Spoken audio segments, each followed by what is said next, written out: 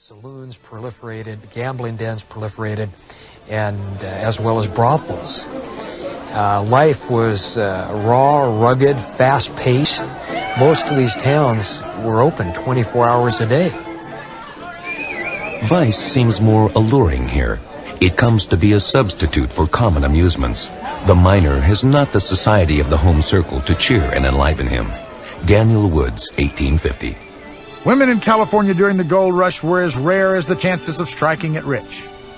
The women that came west were just like the men. They were the most brave, bold, entrepreneurial, spirited, optimistic women that America had to offer. Most women went out to civilize the area, but some got in the mood. And the divorce rate in the mines was very high, and the infidelity rate was very high.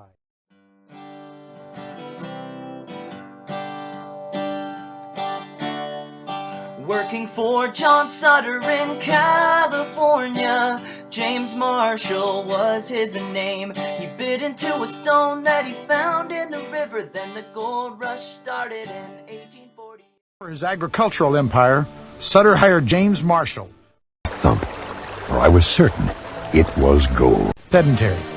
But once in California, life was anything but that. Gold mining communities kind of come and go. They have their life and it expires and pack up and move on. That's probably a normal course. A lot of small mining camps founded on a stream would last for a few months and then disappear. Gomorrah, Delirium Tremens, and You Bet were some of the names given to mining camps and towns and reflected the life lived in them. Dear John Sutter, how does it feel to have the gold rush start on your land? I would be in awe to find that on my land. Did the miners coming in overwhelm you? I know when there's parties at my house, sometimes we get overwhelmed. You might become rich from all the gold that you can find on your land. I wonder what it's like to be rich and not have to worry about your family surviving. When you figure it out, let me know, will ya? Yours truly, Leah Russell. The sawmill was nearly complete when a glint of something caught Marshall's eye. It was January 24th, 1848.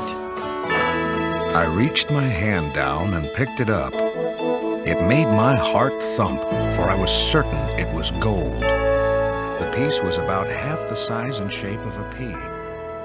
Then I saw another. January 25th, 1848. Today is the first day I get to mine. So far, no one has found gold, only rocks and soot. That kind of brings my hope down, but I'm sure someone will find gold soon. I mean, how hard can it be to find? Someone found some yesterday, though. His name was James Marshall. He's still here at Sutter's Mill, and I'm honored to be working alongside him. Maybe one day we will make history here in Colima, California. I'll write again when I have free time. Yours truly, Samuel Keith. James Marshall was working on a sawmill for a business partner named John Sutter, next to a river in the Sacramento valleys where he found that nugget of placer. To be believed. The gold rush needed a booster, and Sam Brannan was the man. A San Francisco merchant, Brannan was a skilled craftsman of hype.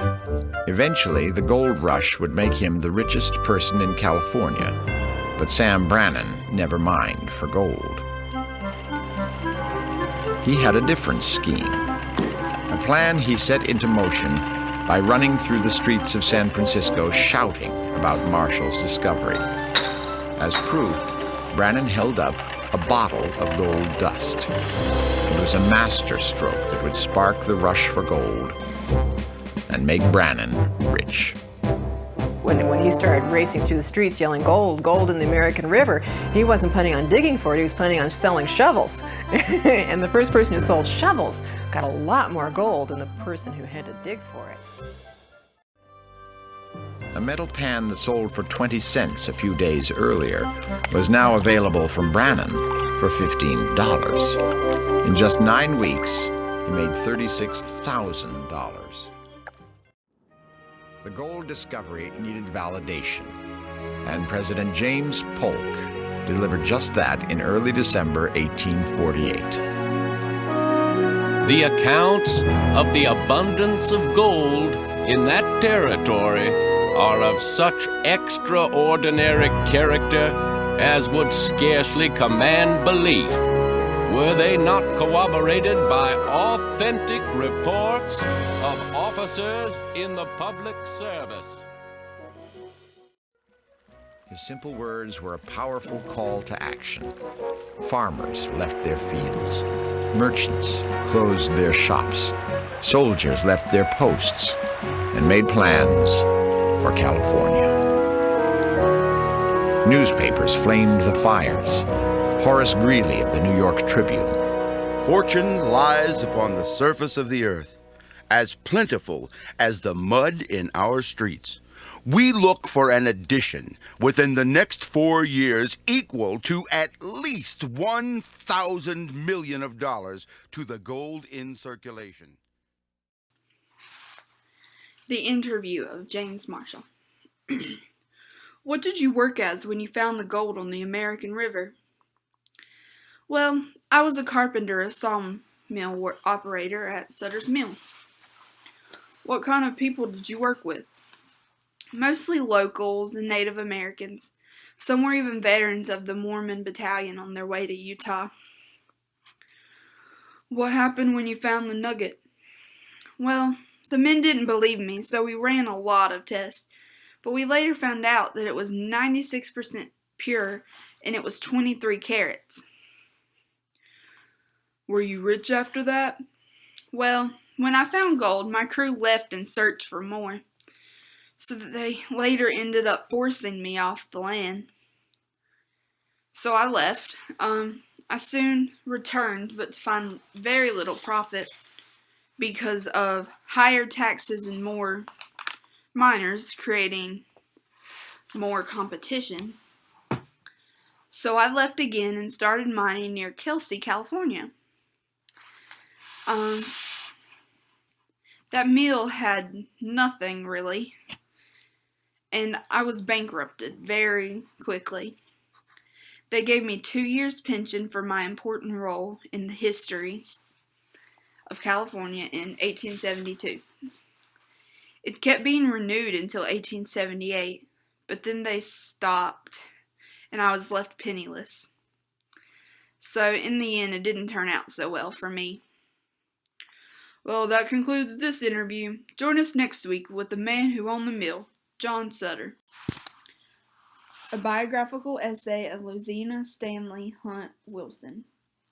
She was the third of 9 children born to a Quaker family in the state of North Carolina. Her family moved in 1843 to Andrew County, Missouri, and she soon married Mason Wilson. When the gold fever generously spread, her husband decided he was moving further west in search of gold. Louisiana decided that where he went, her and her 2 children would go too. So she packed them up and they left. Later on in her journey, she wrote, "The road was lined with the skeletons of poor beasts whom had died in struggle. Sometimes we found the bones of men bleaching beside their broken down and abandoned wagons. The buzzards and coyotes, driven away by our presence from the horrible feasting, hovered just out of reach. They had to prioritize what they kept on their wagon to save the oxen from dying and leaving them stranded. So they threw out the little things. They soon succeeded in reaching Sacramento, but she quickly realized the men were very dominant. So she packed up again and moved to Nevada with her 2 children, maybe even leaving her husband behind."